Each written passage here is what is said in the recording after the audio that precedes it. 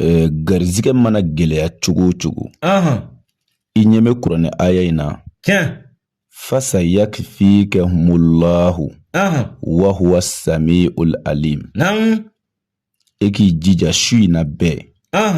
safo seli kɔfɛ e ka kɔlɔsi ta i ka don su kɔnɔ i k'i dama kasi Ala la ni nin kuranɛ aya in ye i b'a wurudi siɲɛ 100 fasa yakfikahumullahu wa huwa samiul alim i b'a wurudi siɲɛ 100 e k'i ka haju yira Ala la billahi ni dumena nin kan ay garizigɛ kana da gɛlɛya ma dɛ hali ni sirilen don billahi Ala bi siri tigɛ ka bɔ i kan Allahu akbar wa Ala bi tila k'i kisi jugulamɔgɔw ka jafa an'u ka dabali an'u ka baara jugu ma kuranɛ aya in kabako b'a la kojugu ni dalen t'i ko la e ka nin ta dɔrɔn i k'a kɔrɔbɔ billahi i ka ɲɛnamaya bi falen kɛrɛnkɛrɛnliya na dutigi minnu bɛ yen n'olu kamana gannen don dudenw sigilen don layifu kɛ ni tikitɔku kɛ la o y'a sɔrɔ dutigi cɛkɔrɔba yɛrɛ kamana gannen don mina ninnu balo cogo di wallahi farafina ka di dɔw de bi si olu bi tile u tɛ baara kɛ u mako tɛ foyi la u tɛ minɛnta ka bila minɛn kɔnɔ mais cɛkɔrɔba kelen de bɛ yen o jɔlen don ni o bɛɛ dayirimɛ ye Allahu akbar u ti foyi la réseaux sociaux sanfɛ live ba kɛ kumamuguba fɔ a ti ka foyi ɲɛ jamana ye o tumana dutigi o ni e bi fɛ Ala k'i kisi ka bɔ denbaya marali gɛlɛya ma ni e bi fɛ Ala k'i dayirimɛ d'i ma k'i ka denbaya balo d'i ma e ka dumɛ ni wurudili kan billahi Ala b'i sago k'i ye sisan nunu ye kabakow de ye c'est-à-dire kuranɛ yɛrɛ de nana ka adamadenw lafiya an bi gɛlɛya min kɔnɔ k'an bɔ a kɔnɔ Allahu akbar a bi faamuya a faamuna o tuma Ala y'o fɔ kuranɛ kɔnɔ ko ne Ala ka jɔn a ye tugu sababu nɔfɛ sababu bɛ diɲɛ ko bɛɛ la billahi ni adamaden bana sababu la ne t'a dɔn i b'i ɲɛsin fɛn min ma o ni bolitigi kamana gana o bi jɔn de wele a ka boli tɛ wa ni somakɛ kamana gana o bi don a ka cɛso kɔnɔ turabuden minnu b'a bolo ani yiri minnu b'a bolo a n'a jigi dalen don gabakuru minnu kan a b'a dama kasi olu la ne balimakɛ mun bɛ e bolo Ala tɛ wa e jigi dalen don Ala kan e ko i bi Ala fɛ e ye ko dɔw to yen Ala ye ka ko dɔw kɛ Ala ye ka seli Ala ye ka sun Ala ye wallahi ni e kamana gana i kan k'i jigi da o Ala in kan ko Ala in wele Allahu akbar i selila Ala min ye i kan k'o wele i sunna Ala min ye e kan k'o wele mais anw fɛ yan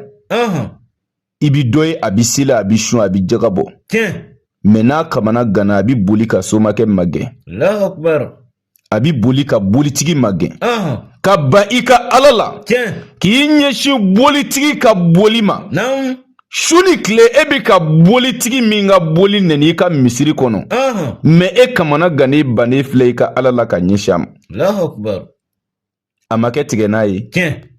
o tuma f'an ka hakili to nin yɔrɔ la o de la ne y'a f'i ye wallahi adamaden mako bi fɛn o fɛn na a bɛɛ bi sɔrɔ kuranɛ ni Ala tɔgɔw de la mais mɔgɔw ma da ko la nafolo sursi ne y'a f'i ye a bi kuranɛ kɔnɔ yɛlɛma cogo t'a la o suratul waqiya diɲɛ danfɛn o danfɛn y'a kɛ nafolo ko kama Ala b'a d'i ma o ma kɔrɔbɔ dɛ n y'a f'i ye a saraka ye sɛ jɛma den 3 ye nka baara in yɛrɛ bi kɛ 30,000 i bi 15 sara fɔlɔ n'i ka sɛsɔngɔ ye 1,880 an bi baara kɛ baara jaabi sɔrɔlen kɔ i b'i ka wari tɔ sara i bi jamana o jamana i be dugu o dugu i be quartier o quartier baara bi se ka kɛ k'i to i sigiyɔrɔ la Allahu akbar i dan ye ka weleli kɛ an ka téléphone numéro la o ye +223 72 24 02 98 Allahu akbar ni weleli kɛ numéro in na ni Ala sɔnna ni Konate bi ɲɔgɔn sɔrɔ Ayi foyi ti an bolo yan ni Ala ka kuranɛ tɛ. Tiɲɛ. Ni ɲɛsina an ma, an bɛ se k'i dɛmɛ ni fɛn min ye, Ala kumakanw na, Ala tɔgɔw la, Ala ka kuranɛ ayaw la, an b'an se kɛ k'i dɛmɛ olu la. Mɛ anw tɛ se fɛn o fɛn na, an b'a fɔ an tɛ se nin na. N tɛ nin dɔn, o ye dɔnni dɔ ye. Mɛ nafoloko sira ka kuranɛ kɔnɔ, o kisɛ b'an bolo. N'an y'o bila yɔrɔ min na, bilahi lahara b'a sɔrɔ yen.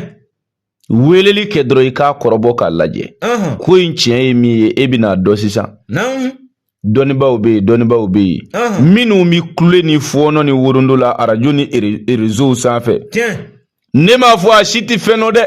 Mais a tiɲɛtigi ka dɔgɔ. Bilahi.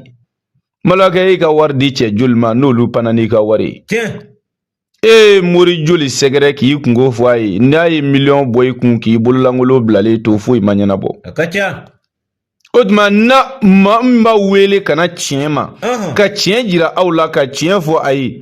a ye da o tigila, fɛn bɛɛ ti nkalon ye, wa fɛn bɛɛ yɛrɛ ti tiɲɛ ye. Mais tiɲɛ de filɛ ka fɔ aw ye, n'a y'a minɛ bilahi aw kunna jalan. Allahu akbar. Ala ka faamuko ɲuman dan bɛɛ ma. Ala k'o kɛ Ala ya bonya kama. Sɔli ala rasuli. An ka téléphone numéro o ye plus 223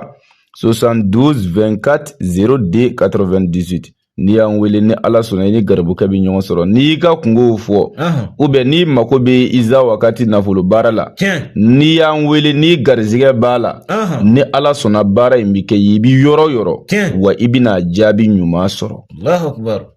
Hakɛto bɛ kuma in kan sɔlala Muhamadu Mustafa wasalim. An bɛ dugawu kɛ lamɛnbaaw ye, ka tila ka dugawu ɲini u fɛ. An b'a fɔ Rabbana